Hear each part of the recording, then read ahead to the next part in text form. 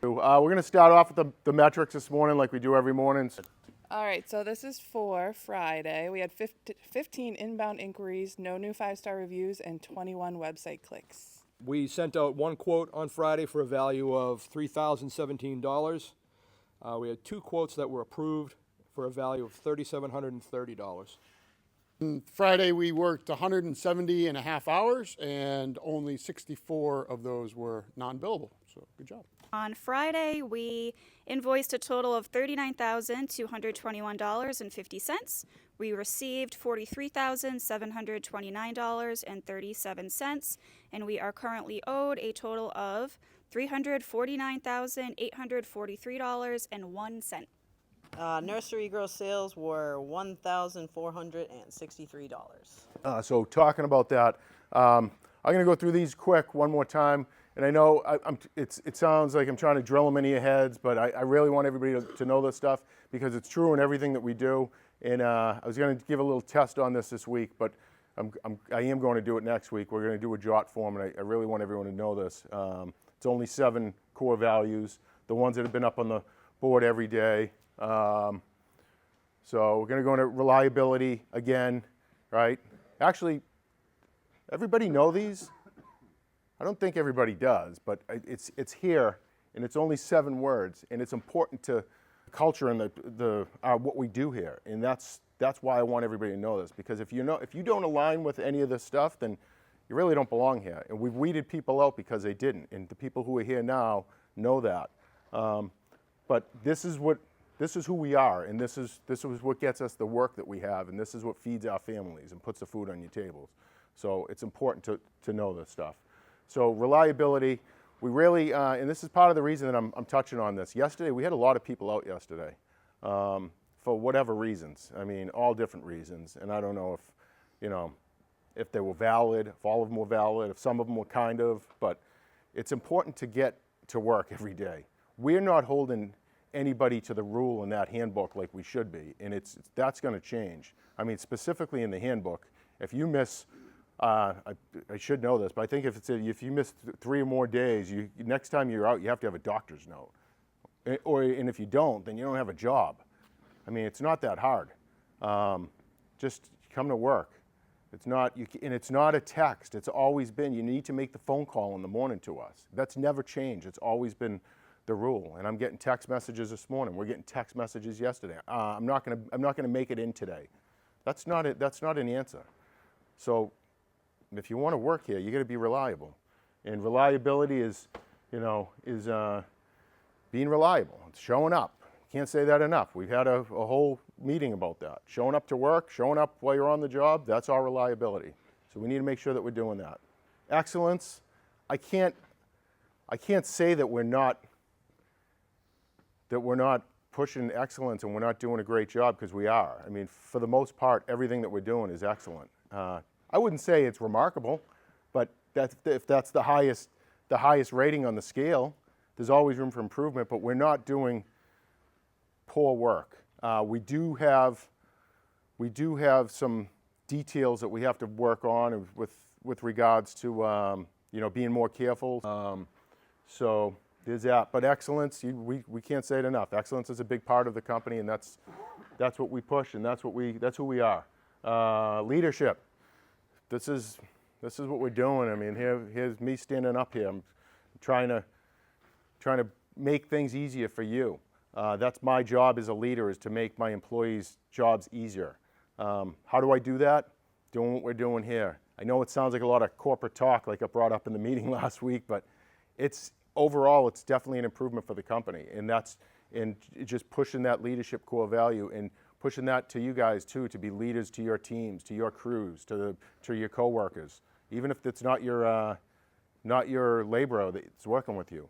If you're a laborer and you're working with another guy, be a leader to your coworker too. If you know something that he doesn't know, it's important stuff. Be a leader in life. Just always think of what you can do to help other people.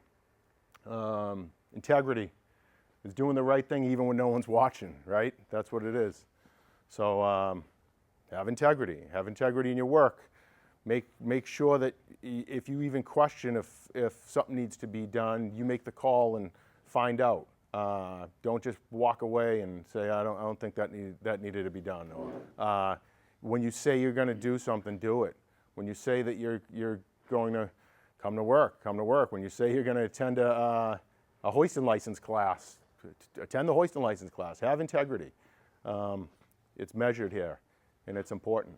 This is what we look at when we look at promotions. I look at this. They say, well, is this guy? And it's been something since like last year, really, or the beginning of this year, looking at these core values. And now I really look at them like I got a meter over everybody's head where I can see, is this guy reliable? Does he have integrity? What is he missing? If he hits all those points, then he's our guy. Like or she's our girl. Like this is all what we can hire, fire, or promote from. Accountability. Be accountable. Be accountable for what you're doing on the jobs. Own up to any issues, or if something's going wrong, call us and tell us. If you measure a job wrong, be accountable. Say, I measured this wrong. I did it wrong. Right? Goes right to the managers in the office. If you hit a house with the mower, call and say, hey, I just hit this house. We're gonna get it fixed. I probably say that 10% of the damages that we have are told to me by my guys out in the field. The other 90% are called in by the management company or by a homeowner. That's not great for accountability. Own up to it. If you make a mistake, own it. Nurturing. This is it. It's just to bringing your fellow employees along with you, showing a new guy how to do something. It's always good to teach somebody something. It feels good to teach somebody, and it's you're improving them. We've had employees before that didn't nurture their coworkers. I'll use an irrigation foreman, for example, that Colin used to work for. He would bring Colin along, but he wasn't bringing him along. He wasn't showing him what he was doing. He wasn't bringing him to the clock and showing him how to control, how to do a program on a clock, how to wire a controller, or showing him how to do this. He wasn't nurturing him. If he had done that, Colin could have been so much farther ahead by now. You're doing great, by the way. I didn't mean to say that. Anyways, so that's nurturing your clients, showing the clients. Caleb the other day was at my mother's house, and my mother called me, and this is funny, actually a funny story. My mother calls me and says, first of all, we weren't supposed to be there that day, and I sent the guys over anyways by accident to do a cleanup and cut down her grasses and her hydrangeas. But she called me that morning and said, hey, when the guys come here, can they not cut the grasses down because I want to keep them up? I said, yeah, they're probably not coming until tomorrow anyways. But they accidentally got sent over that day. And talked to Glenn, and Glenn says, hey, we're here right now. I said, we're not supposed to cut down the grasses. He says, well, Caleb already got one of them cut down. I'm like, oh, man. I said, all right, just finished cutting them down. So I'm waiting for the call from my mother. Then my phone rings. Mom, hello, thinking it's about the grasses. And she says, is he supposed to be cutting these hydrangeas back? I said, I don't know. Is he cutting them back? And she goes, he's cutting the tips off of them. He's cutting the flowers off of them. I said, you don't want him doing that? She says, no. I said, then go outside and tell him. Don't call me to tell me. Go outside and tell him. So she calls me back, and she's like, he is such a nice guy. He can cut everything down. I don't even care. He was showing me about powdery mildew on the hydrangeas or whatever, and that was nurturing. That you were nurturing my mother as a client, like showing her what you were doing, and that was, you could have told her anything, and she would have been fine. I know, right? Like, he's painting my house pink, but it's okay. He's a great guy. Let him do it. Yeah. So that was a good story. But yeah. So to nurture your client, nurture our clients, nurture our customers. Show them what we're doing when we're out on site. Show them how we wired the lights, or not how we wired them, but how we made the runs. There's a run going under your driveway. These lights are on. We zoned your lights. We did this. We planted these perennials over here because we were going to originally do them here, and we thought maybe this would, whatever it is. But that's nurturing, and that goes a long way. And when we look at our Google reviews, probably 50% of them are clients saying that, the team was great. They came out, they showed me what, they name our employees, all of them, right off the bat, from the salespeople right to the guys out in the field. And it's mostly about kind of being educated and them learning from us about what we were doing on their properties. So So it's good stuff. So that's nurturing. Teamwork, that goes without saying, right? That's our last core value. We got to work together as a team. You know, if we're coming in, finishing a job early in the afternoon, calling around, calling back here, seeing if somebody needs help, what else can I do to help my fellow employee, right? I think we're doing really good at that. I think we're doing really good at a lot of this stuff. I've seen huge improvements over the past few years, over the past 10 years, right? The guys who have been with me over 10 years, what a difference. Right? If you could take, I almost wish I could drop you guys into, not to say we're the best, but drop you guys into other landscape companies for a day, their morning setups and what that looks like, right? Nobody has, and I know this because this is how we started.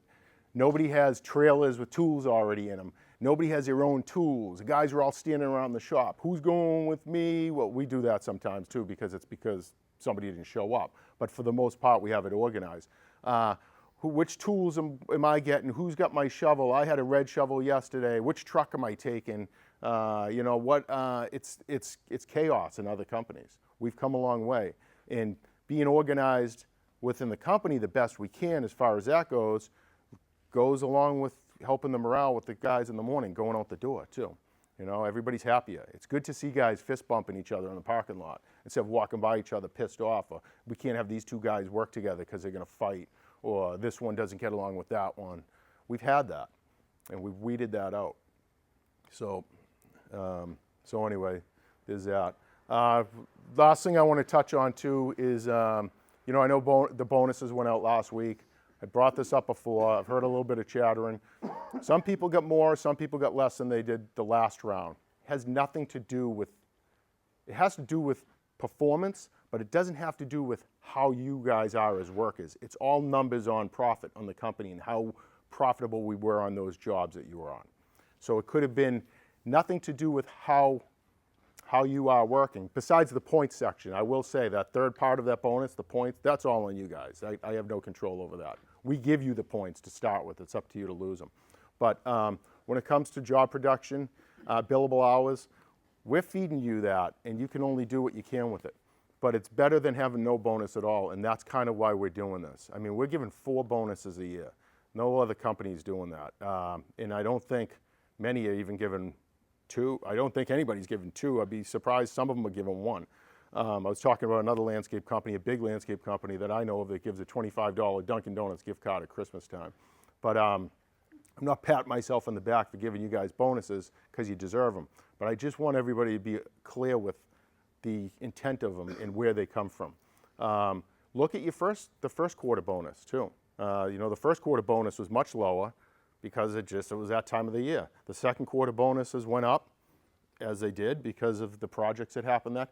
Third quarter, some of them went down, some of them went up, and I don't know what the fourth quarter one is. I have no control over it, really. Just doing the best we can, okay? So if anybody wants to talk to me about their bonuses or any issues they have, my door's open. So you can talk to me about that. Chanel has a barometer up here, so if you want to come up, Chanel, and talk about this. Just want to bring this one up. Mainly, it's looking awesome right now out in the nursery. If you've seen these out in the landscape, for the most part, they're in a setting that is best for partial sun. They can take full sun, but you should avoid that all day afternoon, late day sun. Because what will happen is you'll get some burnt margins along the edges there. So Andromeda is probably what you mostly hear the name of, but its actual Latin is Pieris. Second part, Japonica. For the most part, they are native to Asia. There are some other varieties that are native to North America, and they're crosses usually.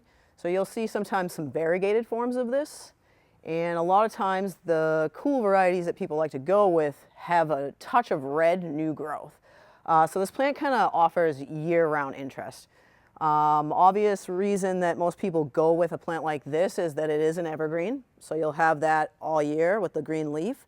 But added bonus in the spring being that all of these here are going to be little bell flowers that hang from it. Most varieties are white, but there are newer ones that are more on the blush or pink side. And then after the bloom, which is the best time to prune it, is immediately after the flowers have finished blooming. If you go in and you prune it in the fall, well, obviously you would be clipping out next year's bloom. So you want to try to avoid that unless there were, you know, a branch that were kind of strange and you'd want to just shape it. Things to know about this. There is some issues that you can run into in the landscape.